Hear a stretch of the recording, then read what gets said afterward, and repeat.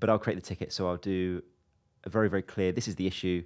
I'll do a Loom video of what the issue is and what my recommendations are. So I recommend a solution to fixing it so they can sort of learn from it. It's not a case of here's what's wrong, fix it.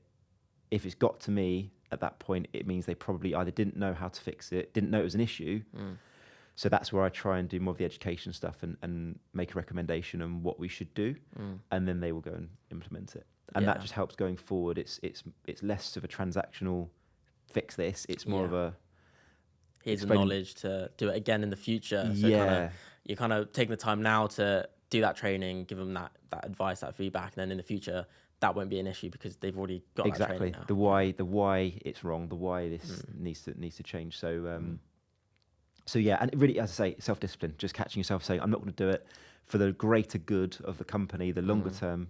I need to show them how to do it or tell them why it's wrong, and then sit back, let them do it. If it comes to me and it's wrong again, push it back until it gets right. Everyone works really fast, so there's never really a delay as a result. It's more just a case of hassle of me thinking, I've got to write it all out, but it works better than me just fixing it. Just out of curiosity as well, so you build the web apps for SaaSes, startups, whatever. But do you build like internal tools for these companies as well?